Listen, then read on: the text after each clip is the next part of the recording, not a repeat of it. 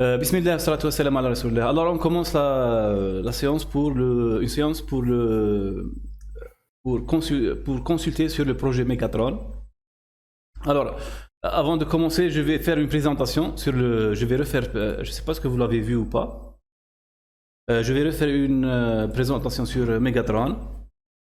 Alors, la meilleure présentation, elle est sur mon site. C'est ici. Voilà. Projet Megatron. Le projet Megatron avait initialement le jour par l'étude de Gigatron. L'année passée, on l'a fait. Je l'ai fait avec Akram. J'avais terminé l'étude sur le Gigatron et la réalisation d'une simulation sur Logisim. Plusieurs idées de modification et d'adaptation et d'ajout ont fait surface, ce qui a mené à laisser. En tout cas, c'est l'initiative. Elle était après avoir vu le schéma de Gigatron. On l'a modifié.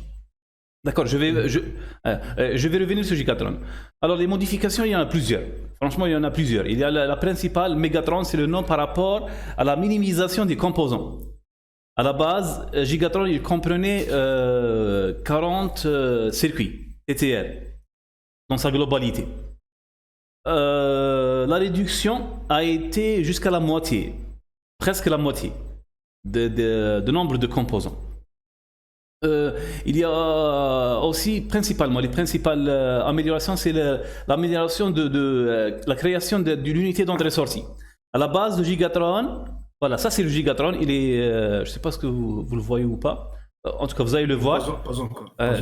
Voilà, c'est le schéma de Logisim, le schéma global sur Logisim de Gigatron. Gigatron, après étude, on avait vu que son mécanisme d'entrée-sortie est primitif.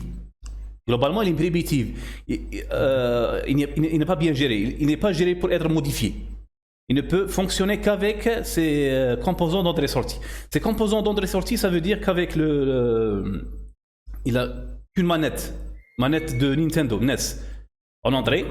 Et en sortie, il a le VGA et il a le son. Voilà. Sur leur conception, ça a été fait. Ça a été conçu d'une façon simpliste sur laquelle vous ne pouvez pas ajouter par exemple un clavier ou bien une deuxième manette ou bien... Et les sorties c'est aussi non flexible. D'ailleurs toute l'architecture est conçue sur la sortie VGA. Vous allez voir, ça c'est inconvénient, ça le rend inflexible. D'accord, la preuve, il y a eu des améliorations dans le site de Gigatron. Il y a eu un ajout par exemple du clavier, mais ça a été une modification totalement différente. Ça a été une modification qui passe directement par... c'est pas un travail propre, comme on dit honnêtement. Ils ont utilisé un Arduino pour implémenter un clavier. Mais c'est pas correct, d'accord. La deuxième, c'est pas correct vis-à-vis le principe de conception. Voilà. C'est utiliser des composants de base. Voilà, des composants de base. Ils ont ajouté un composant Arduino, c'est presque plus puissant. Il est plus puissant que le Gigatron, l'Arduino.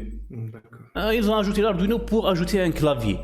Là, pourquoi? Parce que le mécanisme d'entrée-sortie, leur mécanisme d'entrée-sortie, il est très fixé. Il est très fixé. Voilà, ça c'est la deuxième. La troisième, c'est la gestion de l'utilisation du temps d'exécution. Le Gigatron, il passe plus de 70% de son temps à afficher l'image de la VGA.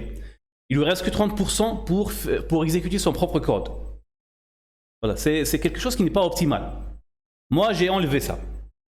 Malgré que j'ai un peu réduit de la fréquence de Megatron. Megatron il a, je pense, à 6 mégas.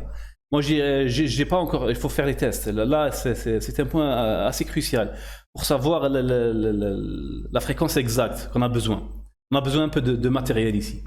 Mais ça ne fait rien, on va faire une fréquence basique et après on va essayer d'enlever. Je pense que ça sera entre le 4 et 5 mégas. Mais malgré ça, ça sera le temps pour l'affichage, il sera très réduit, 1%, 2%. On n'a pas encore fait les tests, mais on va voir qu'il sera... C'est pas aussi... ça, c'est un gaspillage.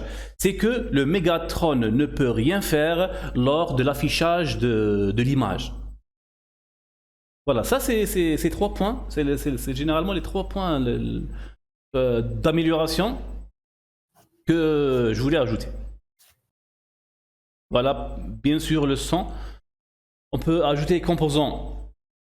On peut ajouter 4, même plus, et les entrées même plus. On peut faire 2 manettes, un clavier. On peut même ajouter une souris modifiée. Mais c'est pas une souris normale qu'on utilise dans le PC. La souris normale, le problème avec le clavier normal et la souris normale, ils sont évolués. Ils utilisent un protocole bien précis. Le protocole pour le décrypter, c'est assez difficile. Je sais pas, c'est faisable. En principe, c'est faisable. Mais il faut du temps pour brancher directement une souris normale. C'est pas une souris USB, c'est une souris PS2. PS2. Les anciennes. PS2 utilise un protocole assez complexe. Je veux pas l'implémenter. Je veux pas l'implémenter sur le clavier. Megatron. Sur le même Megatron. Le clavier qu'on va utiliser, c'est un clavier assez simple, basique, équivalent de celui on avait parlé la fois passée. C'est un clavier à base de matrice d'interconnexion. On appuie, c'est l'utilisateur appuie sur un point de la matrice, il y aura une connexion, transmission de signal. On va le voir. D'accord. Voilà, globalement c'est ça. Modification. En tout cas, ça c'est globalement. Le détail, il est sur cette page. Voilà, vous connaissez la page. Le détail est sur cette page. Bien sûr. J'ai aussi développé, ils n'ont pas proposé un assembleur. J'ai essayé à partir de leur code source de développer l'assembleur. Voilà, vous allez le voir dans un instant. Voilà, c'est l'assembleur qui contient les instructions principales et leur conversion en langage machine pour exécuter les instructions de Megatron ou bien Gigatron. Bien sûr, là, il y a une question qui est assez importante. Est-ce que Megatron est compatible avec Gigatron? Le degré de compatibilité, il n'est pas à 100%. Il y a l'incompatibilité concerne principalement les instructions en assembleur d'entrée-sortie.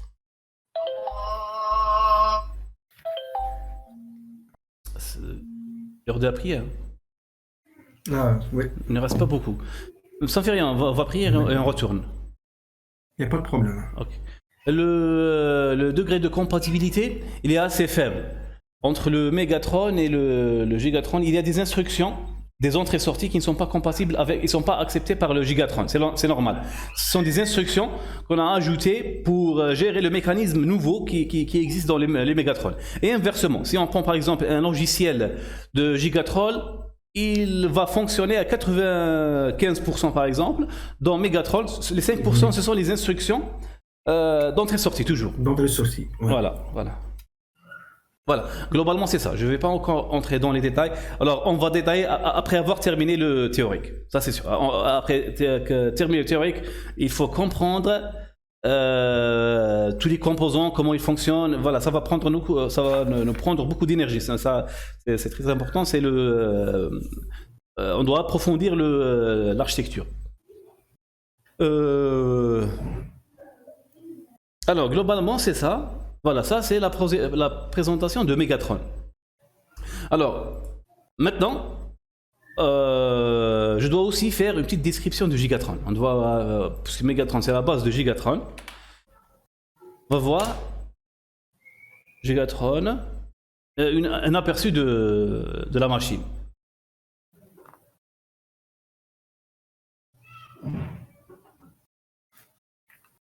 Voilà.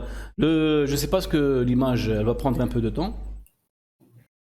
Voilà, le Gigatron, c'est en composant TTL, il est représenté sur cette, disons, SBC. Ou bien PCB, pardon. Voilà, sur le PCB, il contient une quarantaine de puces TTL, de type TTL, tous qui sont basiques. Il a même utilisé des composants analogiques. Il a utilisé des composants analogiques pour éviter de encore complexifier l'architecture. Et il y a aussi, par exemple, des résistances. Et en haut, par exemple, il y a des résistances. C'est des condensateurs, des résistances, des... Voilà. Les résistances, par exemple, sont utilisées pour le signal analogique VGA. Le signal VGA, c'est un signal analogique. D'accord. Ils étaient obligés d'utiliser des composants analogiques. Les condensateurs sont tous ici, ils sont pas fonctionnels. Tous les condensateurs ici, ils sont pas fonctionnels. Ils n'ont pas un rôle de fonctionnel. Ce sont des condensateurs de protection. Ils protègent ce sont des, on appelle des, j'ai oublié leur nom exact. Ce sont des condensateurs. Voilà. Ce sont des condensateurs de protection de coupures, micro-coupures d'alimentation. Ce sont tous des condensateurs d'alimentation. Pour éviter les micro-coupures. Voilà les résistances. Il y a des résistances. Il y a pour le signal analogique. Il a utilisé en plus des diodes. Il a utilisé beaucoup de diodes. Là, les diodes, c'est pour créer des portes NAND. On a fait ça. Les diodes, ils ont un rôle fonctionnel. On les voit déjà sur la porte AND au milieu. La porte AND, c'est sur le schéma. Sur le schéma, oui. Ouais, c'est le schéma de. Oui, ouais. Il y a deux diodes et une résistance au milieu. Ouais. Voilà, très bien. Voilà, ça c'est une porte AND. C'est une porte AND. Voilà. Voilà, globalement, c'est juste pour décrire, juste comment dire, pour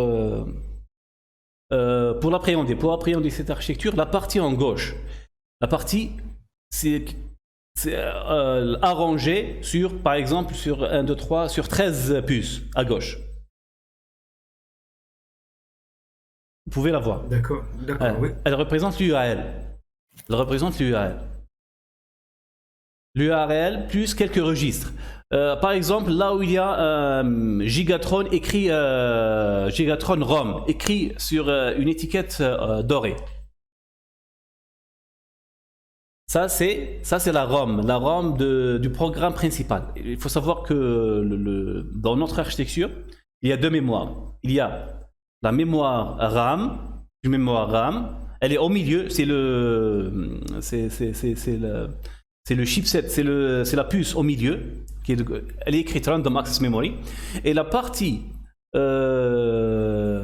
droite, c'est la ROM, là où il faut écrire notre programme. D'accord. En bas, où il y a beaucoup de diodes, là, c'est ce qu'on appelle l'unité de commande. Ça, c'est l'unité de commande, c'est l'UCC. L'unité de commande et de contrôle, c'est en bas. Voilà, à droite, on trouve les registres. À l'intérieur, les registres, c'est des petits, de petites cellules mémoire. Voilà, globalement, c'est ça. Les puces qui se trouvent en bas. À droite, c'est en bas. C'est écrit Instruction Register, Data Register, Bus, Buffer. D'accord. Ah, d'accord. Sont des registres. On les a trouvés. Ce sont des 64. On les a pas trouvés, pardon. Ça, c'est le seul dans tous ces composants. Les seuls composants qu'on n'avait pas pu trouver à Sétif, c'est les 74 377.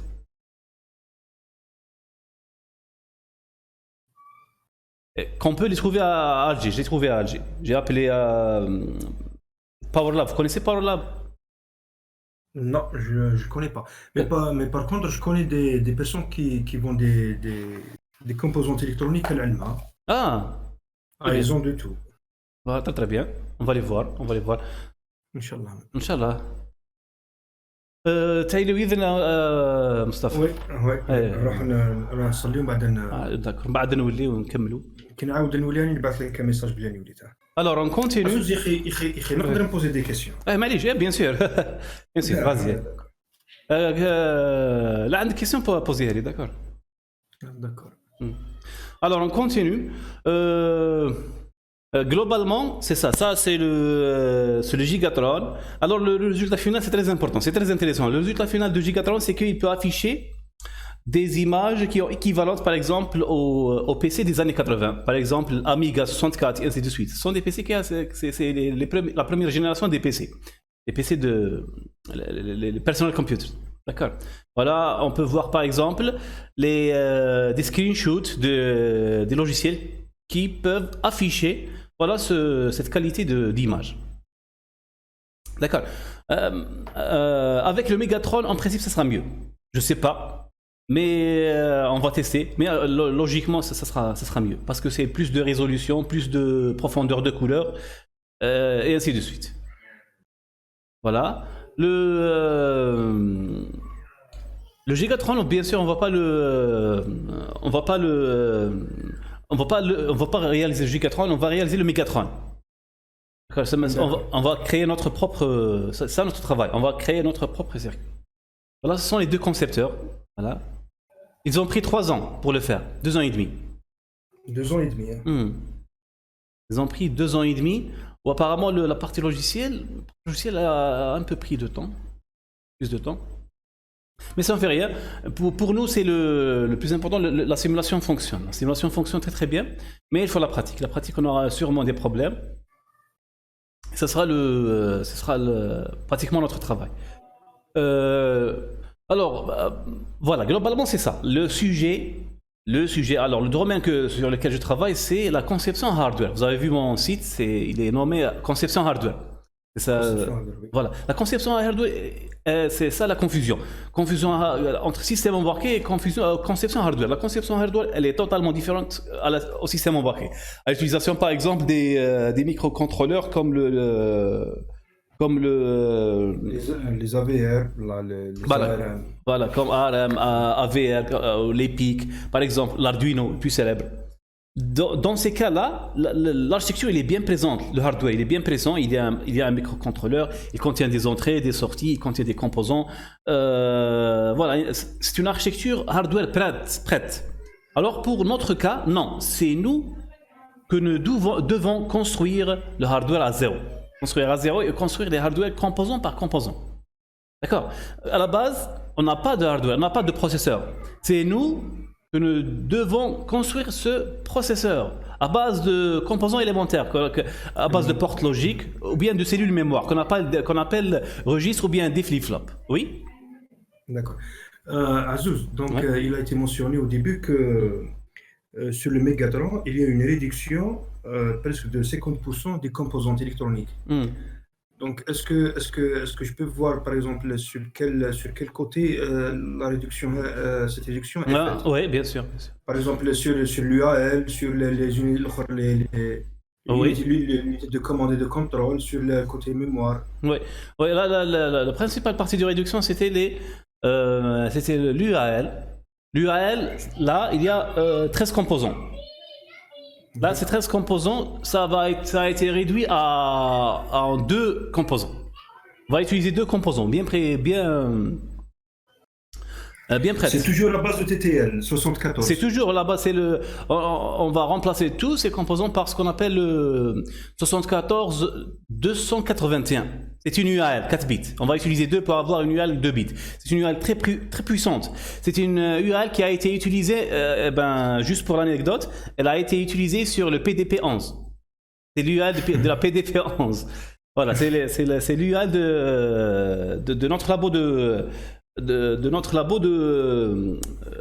comment on appelle ça, c'était les années 90, ACETIF, c'était ça, c'était un mini ordinateur, c'était le PDP-11. PDP-11, oui.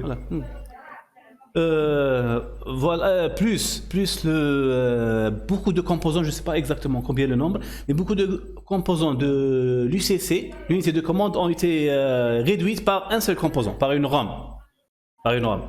Par exemple, toute cette partie en bas, contient 1, 2, 3, 4, plus les diodes, plus... Bah, c'est tout. Voilà, ils ont été remplacés par une seule composante. Globalement, c'est ça. La réduction était ici. La réduction elle était dans l'UCC et dans l'UAL. L'autre, c'est impossible de réduire. L'autre laquelle? L'autre, c'est le datapath. Le datapath. Voilà, on va... Lorsque le datapath, je vais vous le montrer, c'est assez simple. Le datapath, c'est ça. Le datapath, Voilà, si on voit par exemple Gigatron, un processeur à l'intérieur, ça c'est la construction ou la composition d'un processeur à l'intérieur. Un processeur à l'intérieur se compose généralement de 3 parties. Il y a le data path. Le data path, je ne sais pas ce que vous êtes. Il y a l'image. Non, c'est pas. Pas encore. Non, c'est pas encore reçu. Voilà, l'image ce sera celle de Logisim dans mon site web. C'est le qalam.com. Voilà, sur l'image. Voilà. Donc, je vois le schéma de Logisim. Ouais, voilà, c'est ça. Où il y a l'horloge, Très bien. c'est le clavier. Control panel. Non, ce sont des boutons pour de configuration de la machine. De la machine, d'accord. Ça c'est cette image, elle représente le Gigatron sur Logisim. Ça c'est Logisim. Ça c'est Logisim à l'intérieur du CE. C'est ça qu'on a fait l'année passée avec Akram. C'est ce qu'on a fait. Voilà. Vous pouvez remarquer que voilà, il y a 3 composantes. Il y a l'UAL. L'UAL, elle est tout en bas à gauche. Ouais. Voilà, elle est visible. Il y a l'UC, il est tout en haut à droite. Le CU, pardon. Unité de commande. Le CU, voilà, Command Unit. Command Unit. Voilà, vous pouvez voir qu'il y a plusieurs signaux en sortant de cette composante. C'est comme une matrice, en quelque sorte. Voilà, très bien. Ces 13 signaux, ce sont tous les signaux pour modifier l'exécution de d'autres composants. Le CU, c'est bien connu. Elle commande les autres composants. Alors, les signaux, tous les signaux pour commander les autres composants démarrent de cette partie. C'est ça leur point de départ. D'accord. Voilà. L'autre, c'est le data path. La troisième composante d'un processeur, c'est son data path. Data path, c'est le chemin des données, c'est le chemin de la donnée. La donnée, c'est quoi? C'est une instruction. Chaque instruction a un chemin bien particulier dans ce qu'on appelle dans un cheminement. Le processeur, à l'intérieur, il contient un data path. Ce sont des chemins, plusieurs chemins interconnectés. Chaque instruction a un chemin précis. Elle doit parcourir un chemin précis pour s'exécuter lors de son exécution. D'accord. Le data path, qu'est-ce qu'il contient? C'est les bus qui sont interconnectés avec les composants comme l'UAL, comme par exemple les registres, comme par exemple les compteurs, comme par exemple l'unité de sortie. Voilà, c'est ça. Le data path, vous allez trouver à l'intérieur, c'est quoi? L'UAL, comme par exemple l'UAL, il a 2 entrées. L'entrée A et l'entrée B. Ils viennent de quoi? Ils viennent d'où? Du data path. D'accord. Voilà. Et les autres registres qui contiennent, chaque registre a un travail bien précis. Par exemple, il y a le D, c'est un registre des données, qui contient la donnée. Il y a le registre, par exemple, IR, c'est l'instruction registre qui contient l'instruction. Il y a, par exemple, la ROM qui contient le programme, le code machine du programme. Il y a le PC, c'est bien connu, Program Counter. D'accord, qui contient l'adresse de l'instruction qui est en train d'exécuter, et ainsi de suite. Ça, c'est le data path. La conception d'un processeur, dans la conception hardware, la conception d'un processeur, toujours, il faut construire ces 3 composants. Le CU, l'UAL et le data path. Voilà, la minimisation, c'était sur l'ALU, sur l'UAL et sur l'AEC de commande. Les autres, je ne l'ai pas touché, c'est parce que sur le data path, il n'y a que des registres. Des registres, on peut pas les supprimer. Si on supprime, on modifie l'architecture, elle est modifiée. Et si on supprime par exemple un registre, c'est toute l'architecture qui est modifiée. Je ne suis pas le Gigatron. Voilà, globalement c'est ça. Voilà, c'est ces composants à partir de registres, de data path, du AL, du CC, tout assemblé. Lorsqu'ils sont assemblés, on construit un processeur parce que le processeur c'est le centre de l'architecture. C'est vrai qu'il y a une unité d'entrée-sortie, il y a une mémoire, mais ils sont pas aussi importants que le processeur. Le processeur c'est la partie qui contient le plus de composants parce qu'il faut savoir que cette architecture, elle englobe tout. Alors juste pour faire le point sur l'état de l'art, on va voir un point très important de l'état de l'art. Je cherchais sur internet, c'est le schéma de... C'est le schéma de von Neumann. Je ne sais pas ce que vous vous rappelez du schéma de von Neumann. Alors, je viens de lancer le schéma de von Neumann. Ça, c'est le schéma standard. de von Neumann. Ça, c'est l'état de l'art. C'est généralement à l'intérieur comment les architectures ils sont conçues. La structuration à l'intérieur, comment les architectures sont conçues. Est-ce que, je ne sais pas si vous avez l'image ou pas. Non, je n'ai pas encore. Pas encore. Il y a un peu de délai.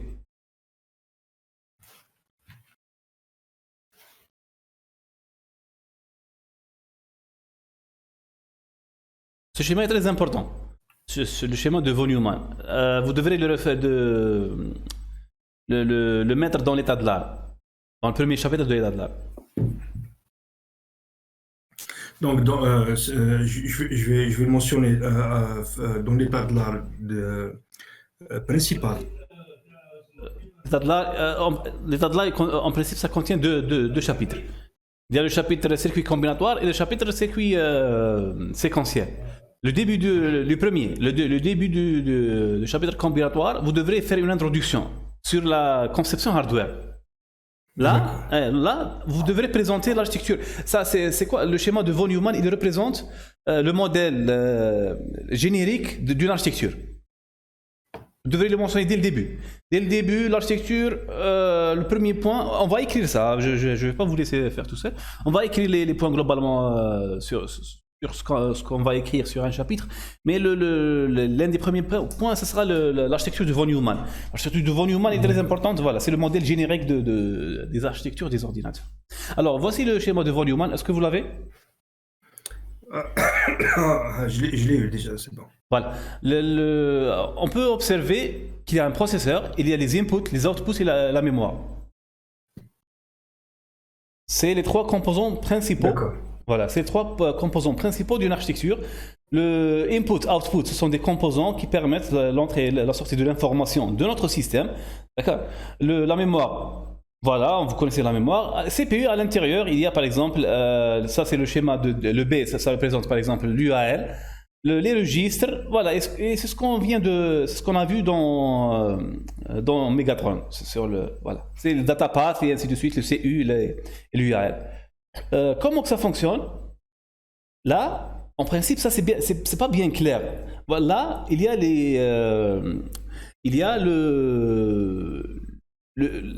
là, c'est comment dire, un bus partagé entre la mémoire, input, output et le CPU.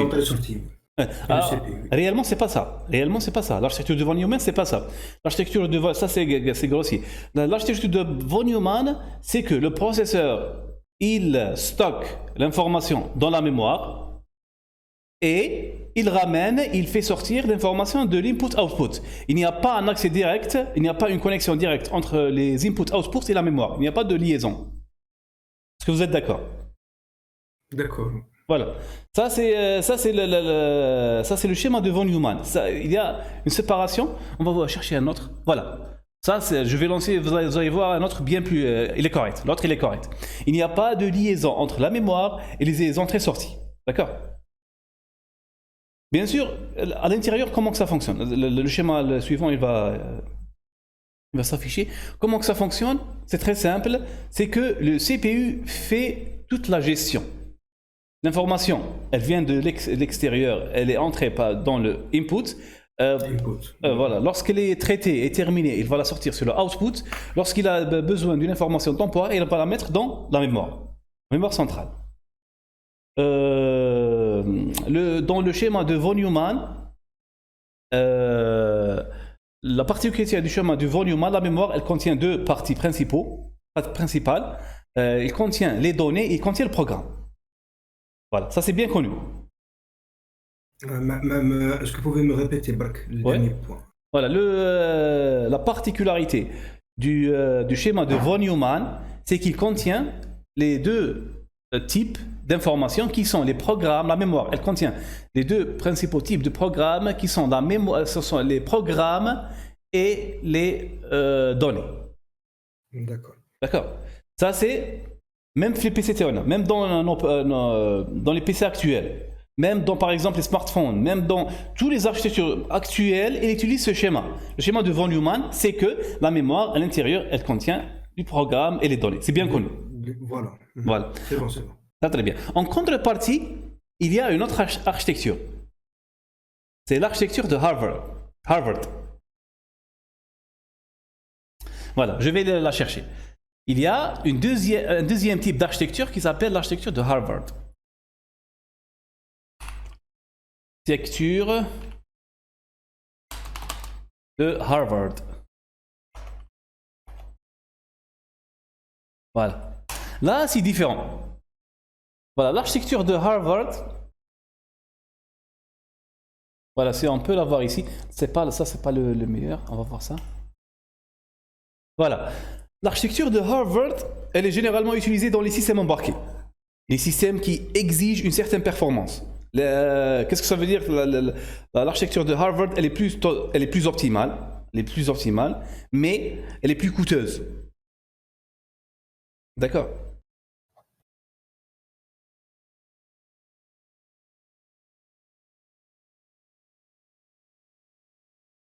Alors, voilà, dans l'architecture, est-ce que vous me suivez? Oui. Voilà. L'architecture, vous allez faire la comparaison. L'architecture de Harvard. L'architecture de Harvard, est-ce que vous avez l'image sur le schéma, oui. Le schéma, voilà. Mémoire de données, mémoire programme et en bas, entre les sorties, unité arithmétique et logique. Très très bien. Voilà, ça c'est l'architecture de Harvard. C'est la concurrence de von Neumann. Elle est plus performante, mais elle est plus coûteuse. Elle est plus performante dans le fait qu'elle sépare les deux mémoires. Une mémoire pour les programmes et une mémoire pour les données. Pour les données. Pourquoi? D'où vient la performance? La performance vient dans le fait que l'instruction et les données, ils sont téléchargés en même temps. Alors que dans le von Neumann, ils sont séparés. Parfois, premièrement, on télécharge tout d'abord l'instruction et deuxièmement, on télécharge la donnée. La donnée, oui. Voilà, deuxièmement, s'il y a une donnée potentielle. Voilà, c'est ça la principale différence. Le Gigatron utilise l'architecture de laquelle? De Harvard. De Harvard. Ouais. Là, les données, vous allez voir, on va le voir après. Les données et les programmes sont séparés dans deux mémoires différentes. La première, c'est la ROM pour les. Et l'autre, c'est la RAM. Ouais. La RAM, voilà, très bien. Voilà. Ça, c'est les deux points de l'état de l'art. En principe, y a-t-il des questions? Plus de questions, je ne sais pas. Non. Voilà. On passe à l'étape suivante. L'étape suivante, c'est les éléments constructifs, les éléments de base pour construire une architecture matérielle. Alors, les éléments de base, c'est les portes logiques, comme vous savez, c'est les portes logiques. Maintenant, je vais voir mon cours. Alors, c'est où? Circuit combinatoire. Voilà, dans ce circuit combinatoire. Voilà, vous avez le cours. Vous allez voir que globalement, voilà. Voilà, ça c'est le schéma global. On va attendre le schéma.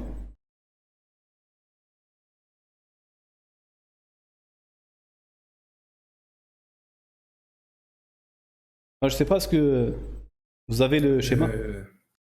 Informatique, hardware, software? Non, pas encore. On va l'attendre un peu.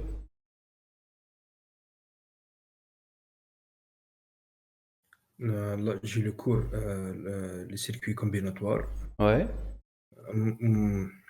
Et le schéma. Voilà, très bien. Informatique, hardware, software. Voilà, le hardware, il y a à côté l'électronique, il y a l'électronique analogique, l'électronique numérique. Voilà. Les hardware, le matériel informatique, il est conçu à base d'électronique numérique. Qu'est-ce qu'on va faire ici? On va faire de l'électronique numérique. L'électronique, il y a deux parties. Il y a l'électronique analogique. L'électronique analogique sur un point de vue académique. L'analogique, c'est lorsque il y a l'étude, par exemple, de l'ampérage, du voltage, par exemple, la résistance, les condensateurs. Ça, c'est cette partie académique d'études. Voilà, c'est l'électronique analogique. Il y a l'autre partie, c'est l'électronique numérique. L'électronique numérique, elle est à base de portes logiques. Et ainsi de suite. Voilà, il y a deux principales disciplines dans l'électronique numérique. Il y a les circuits combinatoires, il y a les circuits séquentiels. Séquentiels, ouais. Voilà, les circuits combinatoires, on dit qu'ils sont statiques et n'ont pas de mémoire. Là, on ne va pas entrer dans les détails, c'est juste. Et les circuits séquentiels, ils sont dynamiques, ils évoluent et ils possèdent à l'intérieur une mémoire. D'accord. La différence entre eux, c'est que les circuits combinatoires, ils dépendent uniquement des entrées. Par contre, les séquentiels, ils dépendent des entrées et le résultat de sortie déjà sauvegardé sur la mémoire. Ouais, très bien. Voilà, c'est ça la définition. C'est que les séquentiels, on va le voir après, on va y revenir. Voilà. Voilà, en principe, cette séance d'introduction, en principe, ça devrait s'arrêter ici. Alors, je vais vous donner bien, on va voir que vous allez commencer avec les circuits combinatoires. On va commencer le premier chapitre, les circuits combinatoires. Les circuits combinatoires, pour les comprendre, vous avez deux références. Vous avez le cours, puisque ce cours, là, il contient 30 pages. Voilà, vous devrez le voir. Le problème avec le cours, c'est que c'est des points. Il n'y a pas de texte. C'est pas développé, c'est des points. C'est des points. Voilà, c'est un cours. C'est un cours magistral. Mais je ne peux pas développer. Voilà, il contient 30 pages. Et le plus important, c'est qu'il y a des méthodes. Par exemple, on va parcourir étape par étape. Vous allez voir, il y a des méthodes, vous devrez les maîtriser. Les méthodes devraient être maîtrisées. On va commencer par exemple, voilà, il y a la définition des circuits combinatoires, vous devrez la comprendre. D'accord. La définition en principe, vous la connaissez, non? Bien sûr. Vas-y. Sur les circuits combinatoires. Donc, les circuits combinatoires, il y a des portes logiques qui sont utilisées. On a les portes AND, AND, OR, NOR, XOR, plus il y a des méthodes de minimisation des expressions booléennes. On utilise par exemple la table de Carnot pour avoir un circuit combinatoire minime. Mais ce que je veux la définition des circuits combinatoires. C'est quoi un circuit combinatoire? Quelles sont ses caractéristiques?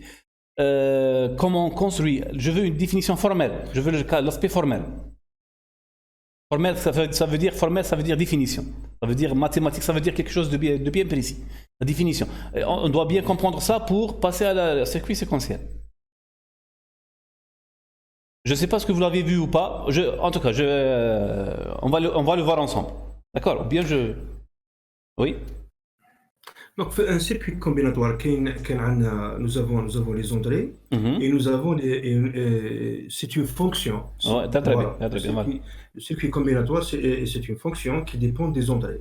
Oui. Donc, en entrée, suivant la fonction, c'est une expression booléenne, qu'on va avoir une sortie. Plus normalement qu'il y a les commandes, qu'il y a les entrées et les commandes, on va faire la sortie. Les commandes sont des entrées ou des sorties? Comment ils sont considérés? Les commandes? Oui. Normalement, c'est des entrées. C'est des entrées, ils sont considérés comme des entrées. Parce que les sorties, ils sont indépendants à le reste. Très bien. Les entrées et les sorties, ils sont de quel type? Leur valeur? C'est en binaire, c'est des 0 ou 1. Très bien. La fonction, si on suppose par exemple, voilà, les sorties, ce sont des fonctions booléennes des entrées. D'accord? Mais d'une façon mathématique, on écrit f de, par exemple, entrée 1, entrée 2. Voilà, 1, 2. Très bien. Les sorties, il y en a plusieurs. La fonction, comment elle est définie par rapport à ces plusieurs sorties? Comment on définit la fonction? Par exemple, la sortie de la S1, comment on la définit? On a deux formes de représentation des sorties. Oui. Soit on a selon ma compréhension. Oui. C'est suivant la forme, la somme de produits ou bien le produit de somme. Oui. Plus encore, c'est pas ça. Je veux aller à un point. Les sorties, c'est vrai, on a dit que formellement, les sorties, ce sont des fonctions. Mais comment réellement? Je veux voir par un exemple. Je veux le voir concrètement. Par exemple, on va prendre un schéma. On va prendre, voilà, la page, par exemple, la page 5. La page 5, vous pouvez vous avez déjà le site, vous pouvez vous n'êtes pas obligé de suivre sur YouTube. Sur le YouTube. Voilà, vous avez je vais à chaque fois vous indiquer la page.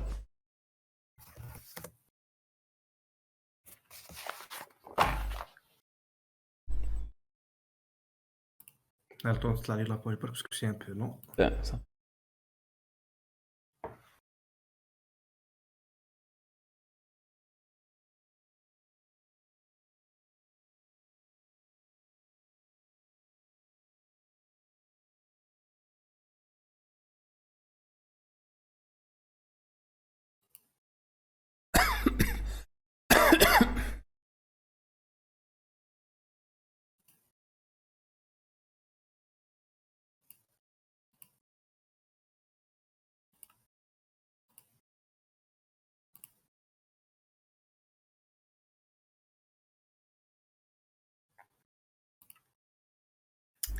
Conception hardware.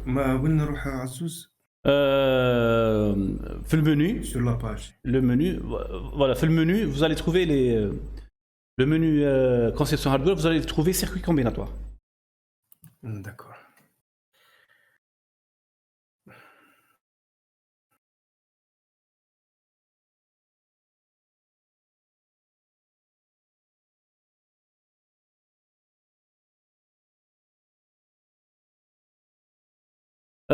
Voilà, on a l'exemple en bas. D'accord. Donc ici, nous avons deux fonctions. Deux fonctions. La fonction une F1 avec les entrées AB. Donc Ouais. nous avons comme sortie A et non B ou non A et B. Là, très bien. F2. F2 de A à B égale à A et B ou non A ou non B. Voilà, globalement c'est ça que je voulais. C'est que chaque sortie c'est une fonction. C'est pas la somme des chaque sortie. On a par exemple, si vous avez par exemple 3 sorties, vous avez 3 fonctions différentes. Bien sûr. Voilà, c'est ça. C'est exactement le point que je voulais faire. Alors juste théorique, d'un point de vue théorique, le début de cette page, vous allez voir le début de cette page, il y a 5 règles pour construire un circuit combinatoire. L'élément ne peut pas être un circuit combinatoire ou bien une porte logique, cette règle. Voilà. D'accord. Là, je vais vous laisser les étudier vous-même. Et la séance prochaine, on va les passer un par un. D'accord. Vous devrez comprendre ça. Les notions sont très importantes. Vous devrez les comprendre. C'est 5 points. 5 points, ce sont la définition d'un circuit combinatoire. C'est les éléments. Voilà, c'est les 5 points pour définir un circuit combinatoire. C'est quoi réellement un circuit combinatoire? Parce qu'il y a des règles. Voilà. C'est vrai que ce sont des fonctions, mais il y a des règles pour les construire. D'accord. Azouz, il y a aussi d'autres définitions. Par exemple, sur les formes canoniques, la minimisation avec la table de Carnot, etc. Est-ce que je me base sur ça ou bien non? Bien sûr. Bien juste, je fais une lecture de passage. Là, il faut les faire, mais il faut savoir que la forme canonique et les minimisations, ils n'entrent pas dans la définition d'un circuit combinatoire. Ce sont des outils. Bien sûr, ce sont des outils afin de pouvoir réaliser un circuit combinatoire. Ils ont un but d'optimisation. D'optimisation. Voilà, pour optimiser une fonction. Au lieu d'utiliser plusieurs portes logiques, on fait une minimisation pour utiliser uniquement. Voilà, le minimum. On minimise. La minimisation, elle a beaucoup, vous allez voir, elle a beaucoup d'avantages. Elle a principalement l'avantage du coût. Par exemple, le nombre de portes en moins, ça veut dire on achète moins de portes. Moins de portes. Il y a aussi la consommation d'énergie, la consommation électrique. Moins de portes, moins de consommation. Bien sûr, moins de portes, moins de consommation. Il y a aussi la vitesse d'exécution. Lorsque le signal électrique, même au niveau électrique, lorsque le signal il traverse, par exemple, circuit combinatoire, s'il a moins de portes à traverser, il sera plus rapide. Et il y a aussi, j'ai oublié, il y a aussi, en tout cas, vous allez voir ça, vous allez voir ces points. Il y a plusieurs aspects bénéfiques pour réduire un circuit. Bien sûr, vous allez voir, ça c'est la table de Carnot. Vous allez voir, il y a une méthode. C'est la méthode, généralement on appelle la méthode à 5 étapes pour construire un circuit combinatoire. C'est une méthode pour construire avec des étapes à suivre pour construire un circuit combinatoire. Et vous allez l'étudier après, juste après. Là, ce que vous devrez faire, c'est de faire ça pas à pas. Vous allez construire, par exemple, vous allez commencer par comprendre les portes logiques, vous les connaissez déjà. Quoique, je sais qu'il y a une porte logique qui est nouvelle. Je vais vous la montrer. Mais vous allez essayer de l'étudier vous-même et on va la détailler la séance prochaine. Par exemple, le three-state buffer. On va utiliser dans la page 3. La dernière porte dans la page 3.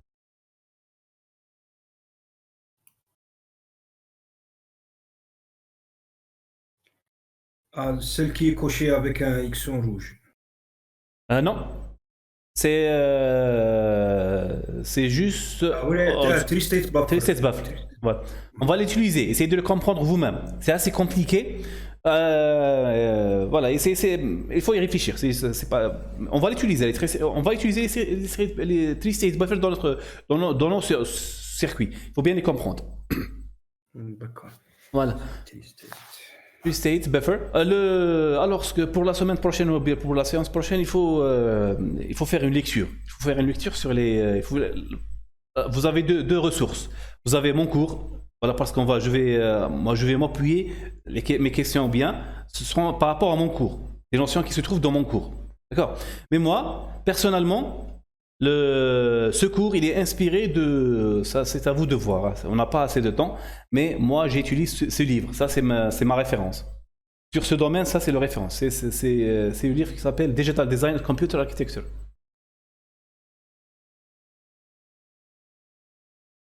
Là, j'ai une version papier. J'ai acheté une version papier.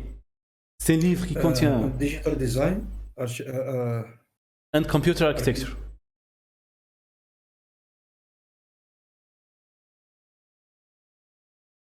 Ça, c'est ma référence de base. Ça, c'est les connaissances. Généralement, j'ai pris les connaissances. C'est mon livre de référence avec lequel je travaille.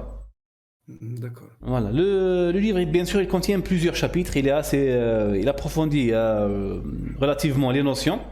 Nous, on a besoin de 2 chapitres. Il y a un chapitre sur les circuits combinatoires. Il y a un chapitre sur les circuits séquentiels. C'est le chapitre 2 et le chapitre 3.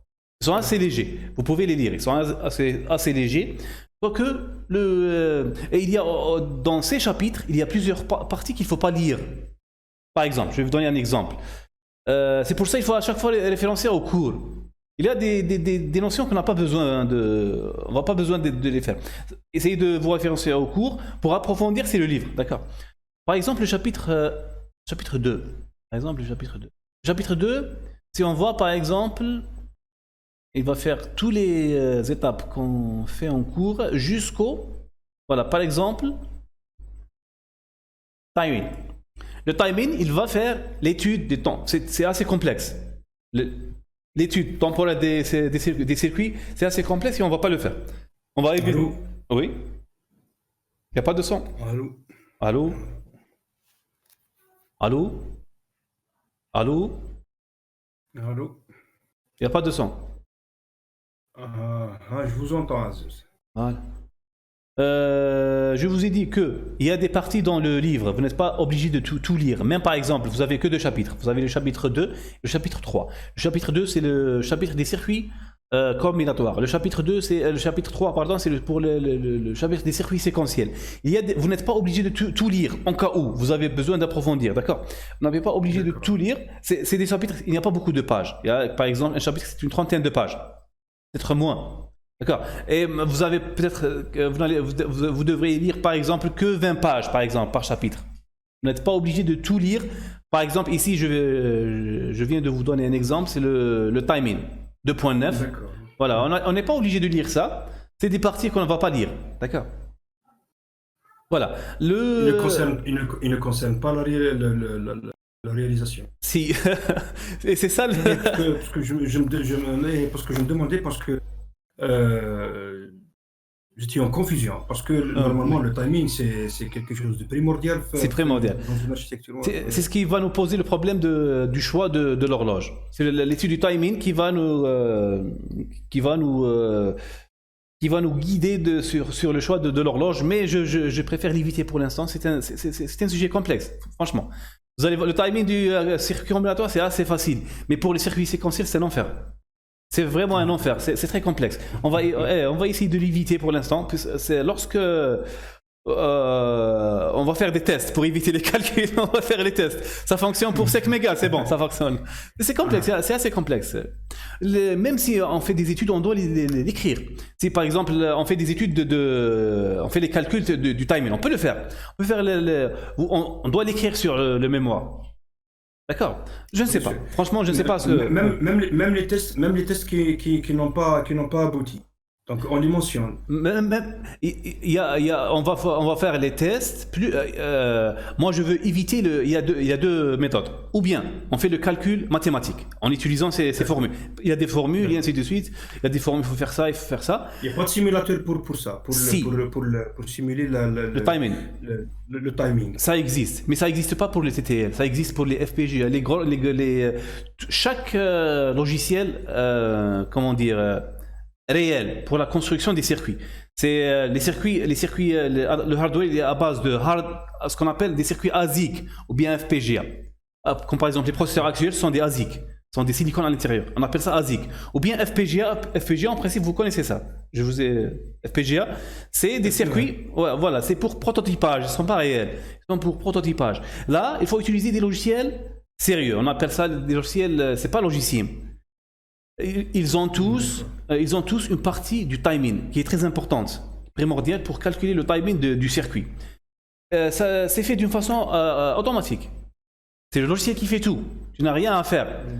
Quoique il y a des paramètres, il y a des trucs à faire. Mais pour nous, on a deux choix. Pour le timing, on a deux choix. On fait les calculs mathématiques. On prend les formules on prend notre circuit, on suit la propagation du signal jusqu'à ce qu'on trouve d'une façon mathématique. On trouve la valeur du timing parce qu'il faut savoir lorsqu'on prend par exemple un registre, un composant TTL, lorsqu'on vérifie le datasheet, on a toutes les informations du timing. Le datasheet nous donne toutes les informations du timing. Voilà, ça c'est envisageable. Mais je veux l'éviter parce que c'est complexe. Je veux faire les tests. Je veux tester jusqu'à ce que... Mais les tests, ça demande du hardware. Je vais faire les tests jusqu'à ce qu'on tombe sur un circuit stable, on arrête. Ça sera beaucoup plus facile. On ne fait pas le calcul. D'accord. Mais on va voir après l'état d'évolution. Ça dépend de l'évolution. Ça c'est la fin. Ça vient à la fin. D'accord. Le timing, vous allez éviter, on ne va pas perdre de temps parce que ça va nous prendre du temps. Vous allez juste voir les notions de base pour la conception. Il y a l'étude d'un circuit, il a deux phases. Il y a l'étude temporelle et il y a l'étude fonctionnelle. Nous, on fait l'étude fonctionnelle. On construit le circuit pour qu'il fonctionne. D'accord. Voilà. Alors, la prochaine fois, je dois m'assurer que vous avez les connaissances requises pour les circuits combinatoires. Je vais tout passer. D'accord. Il y a par exemple, voilà, il y a les portes logiques. Après, c'est la définition d'un circuit combinatoire. Après, il y a un exemple. Après, je vais faire l'exemple. Vous allez faire l'exemple de la construction d'un afficheur 7 segments. D'accord. Voilà, après la conception, là, dans la conception d'un circuit, d'un afficheur à 7 segments, vous allez voir qu'il y a plusieurs étapes. Il y a 5 étapes. D'accord. Vous devrez les suivre. Ça, c'est les 5 étapes pour construire un circuit combinatoire. Ça, vous devrez donc bien... C'est les 5 étapes qui sont mentionnées sur la page 5. Là, non. Non. Ça, l'étape conventionnelle de construction des circuits combinatoires. La page 5. La page 5, c'est les règles. Les circuits combinatoires, les règles, voilà, c'est la définition. Ce sont des 5 points pour la définition. Après, c'est les 5 étapes de réalisation de circuit. Voilà, pour réaliser n'importe quel circuit. N'importe quel circuit, vous devrez suivre les 5 étapes. Voilà, le premier. Là, Là, j'ai commencé directement l'exemple. L'exemple, vous devrez commencer par le schéma global. Le schéma global, il y a les entrées, il y a les sorties. Il faut juste énumérer les entrées et les sorties. Par exemple, dans l'étape suivante, il y a la table de vérité. En tout cas, en principe, vous vous rappelez de la table de vérité. Ah, bien sûr. Voilà, table de vérité. L'étape 3, c'est les fonctions canoniques disjonctives. Est-ce que vous vous rappelez de ça, les formes canoniques disjonctives? Forme disjonctive, la forme conjonctive. Voilà. C'est la produit de somme et la somme de produit. Très, très bien. Ils sont directement sortis de la table de vérité. Ils sont directement sortis de la table de vérité. D'accord? Allô? D'accord. Alors, voilà. L'étape 4e, c'est la minimisation, table de Carnot. Et l'étape 5, c'est le dessin à proprement dit du logigramme, du circuit. Du logigramme, oui. Voilà. Voilà, il y a après le 7e point de ce chapitre, c'est les sorties indéfinies. Je pense que je vais vous laisser. La définition des circuits indéfinis sont bien décrits dans le livre, mais je dois vous laisser documenter vous-même. Après, on va. Voilà. On va discuter sur le point. Voilà.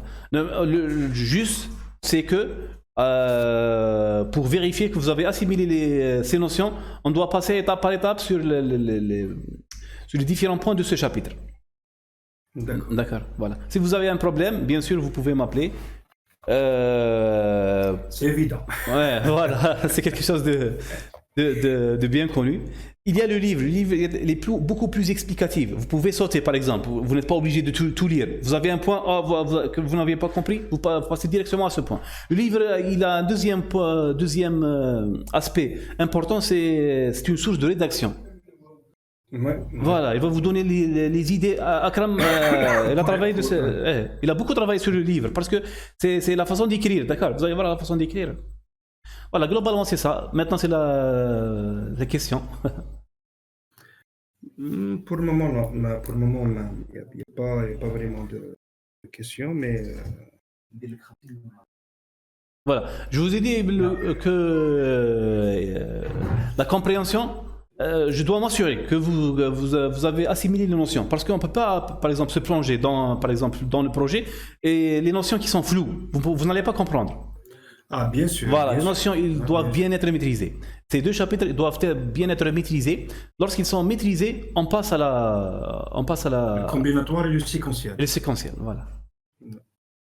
Donc la prochaine séance, on va parcourir les points parcourir les points de combinatoire. Si on a terminé, Inch'Allah, vous pouvez commencer la rédaction. D'accord. Voilà, on peut négocier les points, on peut voir les points de rédaction et vous pouvez commencer la rédaction. Ah, très bien. Voilà, très bien. D'ailleurs, moi je pense qu'il faut je ne vais pas dire liquider, mais anticiper la partie rédaction, au moins pour avoir beaucoup de temps pour la partie réalisation. Ah, bien sûr, parce que si vous la négligez, ça va prendre beaucoup de temps. La rédaction, c'est pas. Bien sûr. Pour rédiger, vous allez. Normalement, pour rédiger, par mon point de vue, mon expérience, ça me prend 3 pages par jour, 4 pages par jour. Vous avez, c'est ça. Pour écrire, c'est ça. En tout cas, pour moi, c'est ça. Moi, ça me prend en moyenne 3-4. Je travaille, par exemple, je ne peux pas beaucoup travailler parce que vous allez voir, la rédaction, ça fatigue. C'est lourd. Ça me prend. La rédaction, toujours avec la tech. Comme vous voulez, vous faites ce que vous voulez. Vous voulez travailler avec la SEC, vous voulez travailler avec le Word, vous voulez travailler avec le. Moi, je travaille avec le Writer de OpenOffice. Vous voulez, quand vous voulez. C'est mieux, c'est encore mieux. Si vous voulez travailler avec la tech, c'est encore mieux. D'accord. Voilà. Voilà, si on termine, je vous laisserai faire en tout cas, la rédaction, il y a des règles qu'on va voir après, mais c'est pas le plus important. Le plus important, c'est la compréhension pour le moment. Compréhension, oui. Voilà. Ok, d'accord. C'est bon. Normalement, c'est ça. Si j'aurais des questions, voilà. Je vais vous appeler, soit vous envoyer des emails. Oh, ok. Des emails quand vous voulez. Des emails, des appels quand vous voulez. D'accord. Je préfère des emails au moins pour garder une trace. Oui.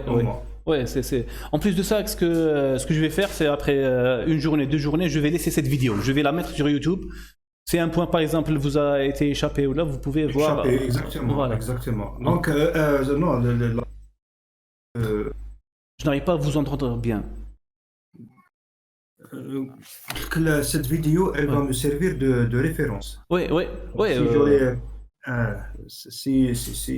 s'il y a des points qui me sont échappés, donc je peux revenir à consulter cette vidéo. Voilà, voilà. Je vais à chaque fois laisser, je vais prendre une journée ou 2 jours pour l'uploader. Je vais uploader à chaque fois, j'upload les vidéos. D'accord. Donc, comme ça, elle n'est pas uploadée. Donc, c'est juste du stream. Donc, c'est tout. Et en principe, c'est automatiquement. Le YouTube, il fait automatiquement l'upload. Même la qualité, vous l'avez vu, la qualité, elle n'est pas bonne. Je sais que Elle n'est pas bonne, oui. À chaque fois, je les supprime. Et j'upload parce qu'en même temps, je suis en train d'enregistrer la vidéo sur mon PC de qualité HD. Je préfère voilà, je préfère la bonne qualité et je l'upload. C'est mieux. C'est mieux. Pour préserver la bonne qualité. D'accord. En tout cas, on s'arrête ici. Donc, on s'arrête ici. Donc, c'est ça. Voilà. On s'arrête ici. Donc, on se revoit le mercredi prochain. Le mercredi prochain, Inch'Allah. Inch'Allah. Bon courage. ربي يكون في العون إن شاء الله.